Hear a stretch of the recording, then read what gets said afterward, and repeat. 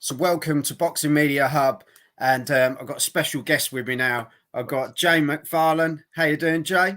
I'm good, mate. I'm good. How are you, Joe? Yeah, really good. Thanks, mate. I've been buzzing to get you on for some time. As I say, I saw you years ago, have a scrap. My sort of bloke. You come out covered in tattoos. There's not many out there. I'm going to be honest. They're usually like Eastern European guys that come out absolutely covered. Yeah. But we've got one of our own. One of our own, mate. That's it. It's not very often an English person will say one of our own talking about me. Yeah, you usually say that's big man Scottish. You know what I mean? Well, do you know what? Like I've got Scottish roots, and like we've got Urquhart is our family deep down the line, and I've got nothing but respect for the Scottish. I love them to bits. So definitely one of mine, mate. Definitely one of mine. Yeah, my boy. I still celebrated when South Africa beat us at the weekend, but but that's just you. So thanks a lot, mate. I'll take all that back. But when did you start boxing then, Jay? When did you first put a pair of gloves on? I started boxing at 8 years old. So I was freakishly large as a kid. Like walking at 6 months, sentences like at a year. Do you know what I mean? I was just very advanced, but I was massive. I was 13 stone at 8 years old. But I was like I'm still a big fat cunt, but I was a big fat kid, and used to like to play football, but I played in goals, so I was never running about. I was never active. I could just stop the ball. So it was just one of the things. It was Manty's best friend. Her kids were going. And she said, look, why don't you come try this boxing? First night I went in, fell in love with it. And that was me. Literally an instant thing. Well, what happened was, God rest him, he's passed away now, Robert McDermott. So that was the first gym I had went to. And he thought I was another kid. He thought I was an older kid that had already been there before. Yeah. And offered me to go in, and he's like, no, you're sparring tonight. So went in, put gloves on, head guard on. 8 years old, I'd never done it before. And I was getting a bit of a beast, and this boy must have been 13, 14, maybe 15. But we were about the same size because of how large I was. And I was getting a beasting. But I then moved out the way I punch. I went boom, and I hit me one. And just something there sparked. It was like, right, okay, I love this. It's like human chess. It's like I make him miss so that he can pay for this, and then he'll try and make me miss. So. And I fell in love with it for there, 8 years old. And that's mental, though, isn't it? To be chucked in there at 8. But that's it. You fell in love with it then, and it's kind of been part of your life ever since. You know, your pro debut was December 2016, which seems an absolute age ago. I know, it's nearly 7 years. It's crazy. That's why, see, being 7 years as a pro, everyone thinks I'm like at the end of my career, ready to retire. But I had my pro debut at 18. What, you're 25? 25. But everybody thinks I'm like early 30s, mid 30s. Until they see me in person and realise I've got a baby face. Yeah, because for a distance I do look like a big angry motherfucker. I'm covered in tattoos, especially see when I shave my head. I'm like Hitler's wet dream when I shave my head. I look like a big neo-Nazi. But it's I just look big, intimidating, 6'4", 21 stone, tattoos all over my face. You know what I mean? And everybody thinks I'm early 30s, mid 30s, and then I tell them, well, before it was like when I had all the face tattoos, I was like, oh no, I'm 23. Well, what? ID. I was the only person that got ID'd in clubs because no one believed that I was only that age. Yeah. You know what I mean? And now they all think you're older. No, I think I'm high. But see, I've got a theory about this, right? Because I've looked like this since I was 14. Obviously, minus the tattoos. But I've looked the exact same since I was 14. I think I'm going to look like this till I'm about 50. And then overnight... Is that your hope? That's your hope? That's what I think is going to happen. I shaved my head 2 weeks ago. Clean. Full head of hair. No thinning. All my mates are all gone bald. And But I think I'm just going to look the exact same until I'm about 50. Age like a Chinese man. Yeah, You look they do, really young, and then they look Yeah. ancient. I think that's the way I'm going to go. And I'll probably die before I get to the time I look ancient. So. Oh, mate, let's hope not. Let's hope not. But yeah, your sort of big discovery when you got your Scottish area cruiserweight title Yeah. back in 2018. Yeah. That must have been absolute like dream at the time. Oh, crazy! Going into the 20-year-old. sport, you want titles, don't you? But Mm. like when you actually get one, you think, God, I've actually done it. Yeah, I know. I was the first ever person to win it because, well, as you know, how many Scottish heavyweights do you know? Do you know what I mean? We're a rare breed. Scotland is. That's where the term wee man syndrome comes from. We're all little, small, angry guys, but there's a couple of us that are just units. You know what I mean? There's a couple of big Scottish guys. So there had never been a cruiserweight champion, and I was the first ever person to do it. Because the only guys I know are you and Nick Campbell, really. Yeah, and then Kazim Salim that I just beat for the heavyweight title. We'll get to that, Joe. Hang on. We'll get to that. Yeah. And then but we had Gary Cornish. Yeah, Gary, yeah, of course.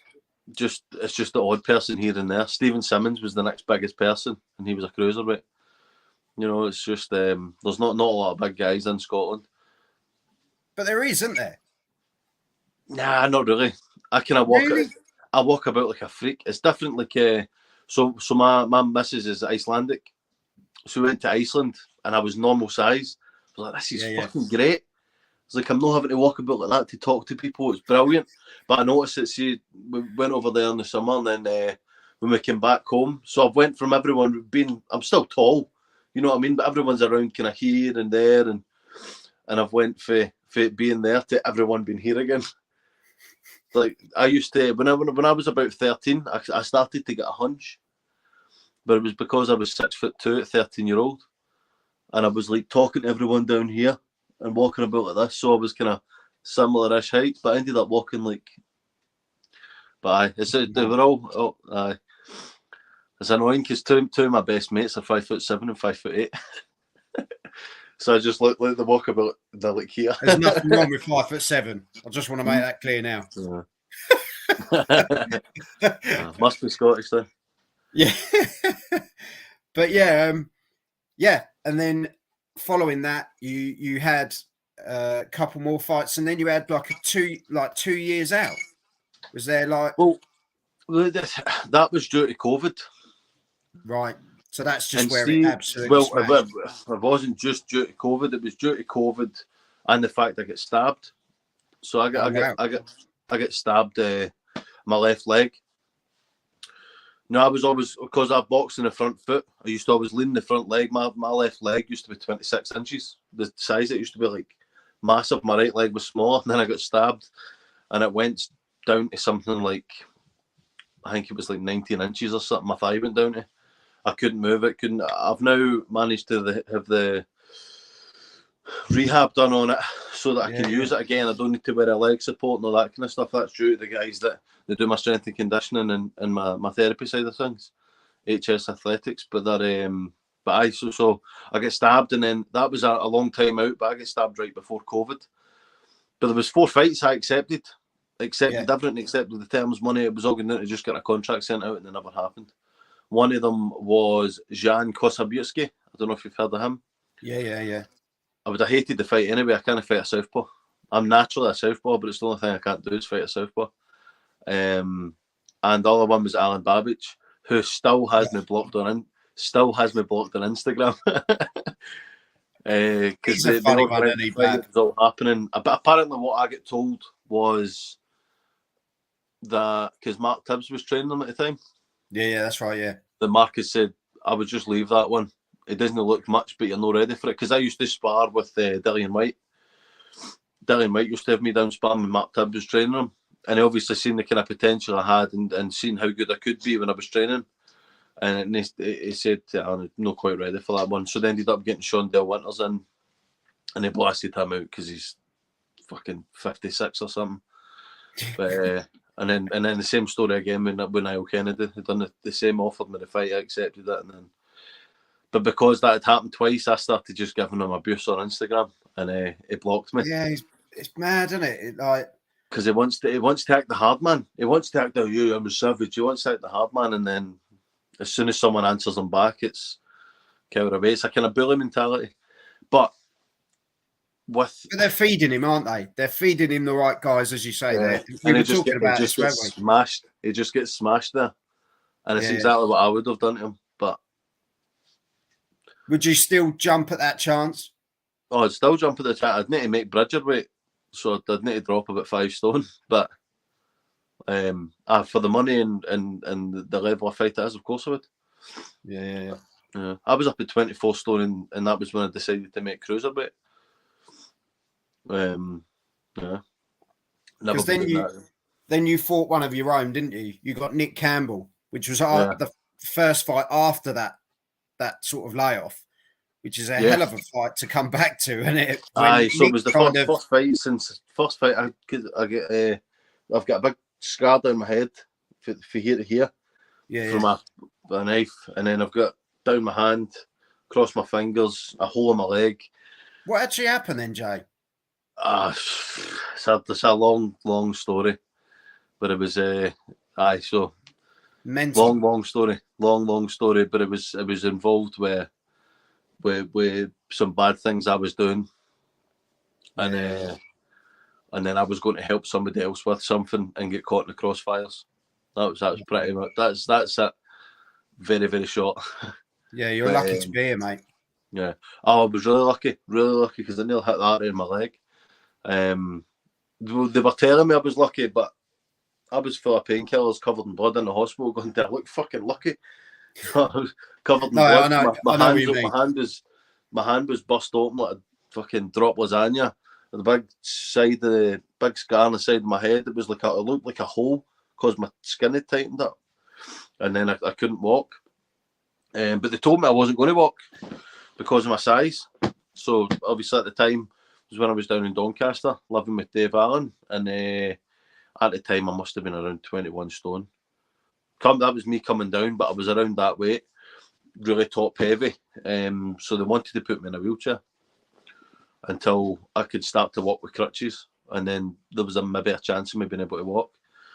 Typical fucking Glaswegian. I've went, fuck this. So I stood up straight away, nearly passed out because all the blood's out of me.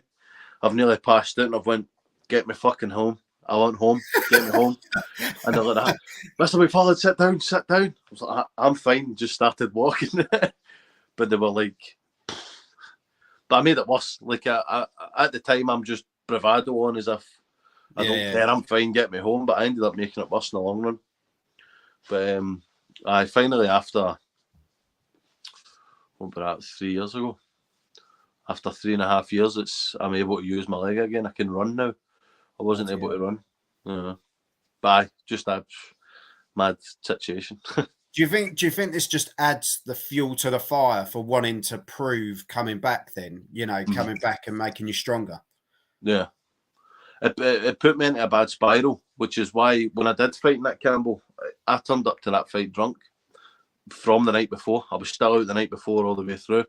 Turned up to the fight stinking of whiskey. I turned up late. Getting my hands wrapped and all that, and I was in a bad way up there. I went through a lot of trouble with mental health after that as well. I nearly got sectioned. And that was when I finally get diagnosed. Obviously, I've got PTSD from things that happened when I was younger, which I'll not get into just now, but you can Google it. You know what I mean?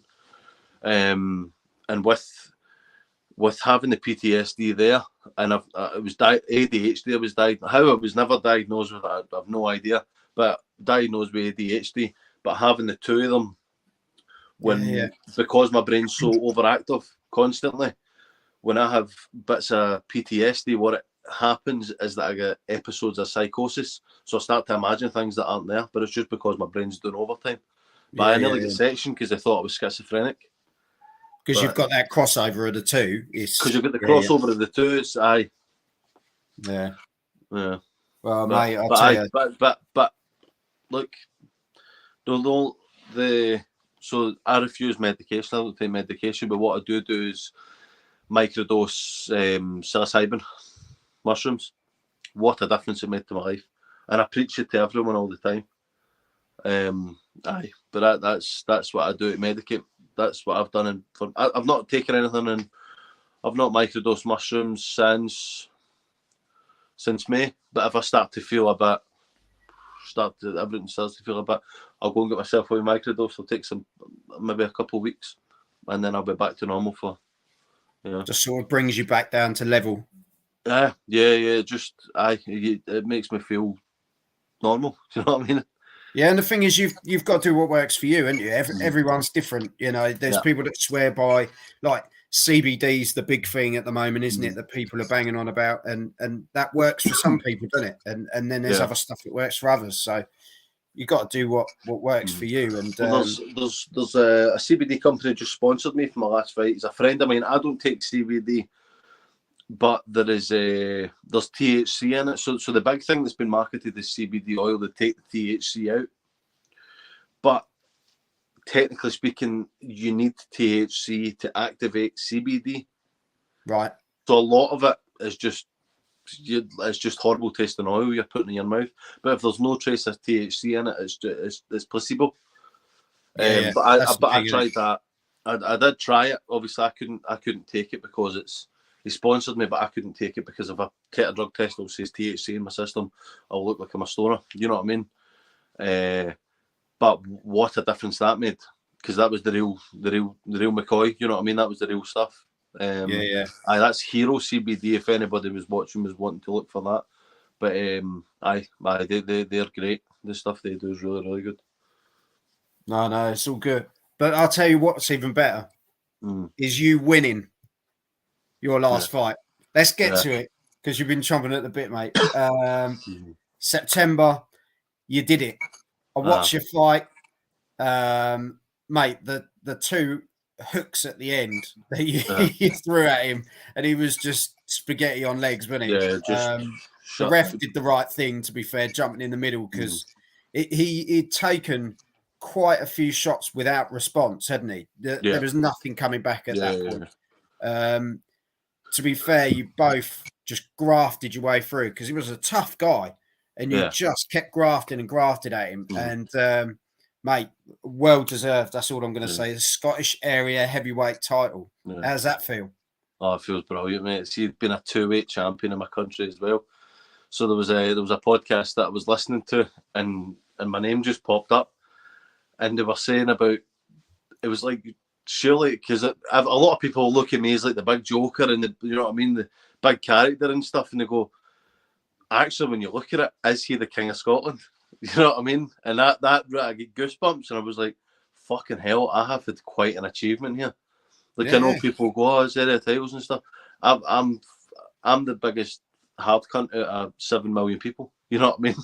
That's it's quite. It's a real achievement, and it makes me feel. You don't give yourself credit, Jay. You don't give yourself credit, do you, mate? I think you just do what you do. I don't. That's me. I just do me. I just do me and enjoy doing me. But I never give myself the credit I do deserve. You know what I mean? And it's a lot of it's could be having. Thank you very much. But it's a lot of people throughout my boxing, just because of my character, they don't realise I can actually fight as well. And I never get the credit I deserve, so I never give it to myself. You know what I mean? Which is wrong. Do you think people go by your appearance though as well, Jay? Do you think people see the tattoos on the face, you're covered head to toe in them? Not that it matters, but do you think people look at it commercially and go, do you know what I mean? And you think, well, actually, it doesn't matter. It doesn't matter. It's not about your skin. We could, as you know, it's the fighter, and you've now proved it. Yeah. No, I know. But no, I think you're 100% right there. As well, see, in a promotional sense, one person that has kind of turned towards me now, but I get beat, so it didn't matter, was Eddie Hearn. because before, hold on, I just started kicked it there. Before, no one would have touched me with a barge pole. One, I'm Scottish, so I'm not the easiest person to understand. Added on to that is I'm Glaswegian, which is like a different accent from a Scottish accent, you know. Know what I mean? It's but two, I'm covered in tattoos, so big sponsors and stuff, when they want to look twice at me. And three, I'm just loud. I don't. I'm not being horrible. Look at other people though. You know what I mean? Yeah, but look at other people. There's loads of how many people don't have tattoos in the world now? Like at least one. Everyone is on it. And I'm not to say it's a bandwagon thing, but people are on it, and they with tattoos. Yeah. Then you've got people being loud. How many people are outspoken and loud in the boxing business? Let's be honest. Yeah. Other than dropping the C-bomb in every other 2 words, that's a Scottish thing. You know, that's Kinnock boxing is built for that. But just we need more characters in the sport. That's what we need. Like, but there's people failing drugs tests and they get opportunities. You've got some tattoos. What's like? No. Covered in tattoos, they're not illegal. Yet people will cheat and they get another opportunity. It don't make sense. No, I get you. 100% agree with you. But that's what the public want. The public want somebody that's a bit. The public want one of their own. I'm as you know what I mean, blue collar as it comes. I'm a tramp. Like you know what I mean. Like I'm skint like that, and I'm just a normal guy for a normal place, for an absolute shithole is where I'm from. Do you know what I mean? And I've had a life, and I'm just a normal person. But it's never ever what promoters want to see. Sometimes you'll get the odd person, you'll get the odd one that comes in, and it's like the Rocky story, but they don't ever want to see somebody that's just a normal person. Do you know what I mean? Yeah. Just a normal person. They don't want to see it. It's always meant to be the elite of the elite, or like Joshua.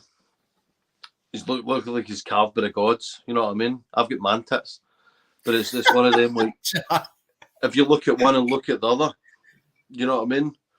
I'm a lot more entertaining to watch, I think, than Anthony Joshua. Not just in the ring, but out of the ring as well. But he'll bring all the money. He'll bring all the corporate sponsors. He looks great.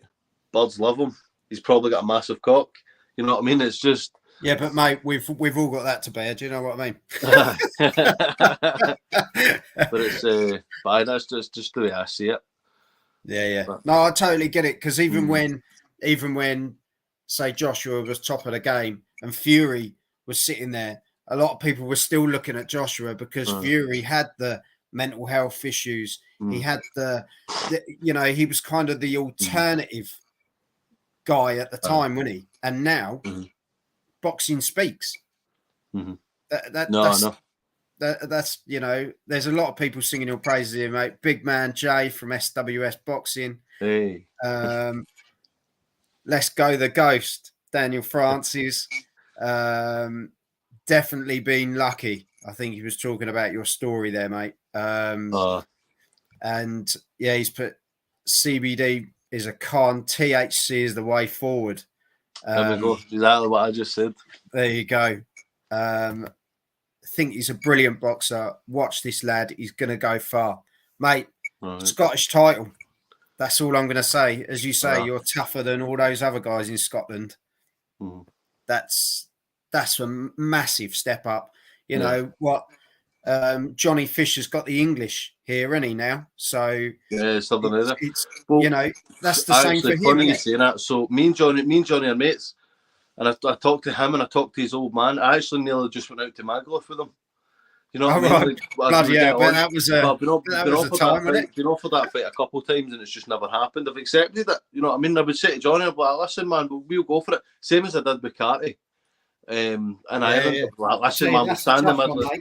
Stand in the middle of the ring, we'll go for it. Win, lose or draw, we'll go out for a pint after. You know what I mean? It's just the way I am, you know. But I know I've said that I would say the same thing to Johnny. You know what I mean? That's going to have a fucking tear up. Honestly, And mate, you and Fisher, that'd be mental. I'll be a cracking fight. Tell you who else as well, Sol Dakers. Yeah. I'd smash him up. I'm not one for the kind of call out stuff and this and that, but I'd smash him up, man. He's just a big posh boy. So if you were to call someone out, who'd you want? Who would you want?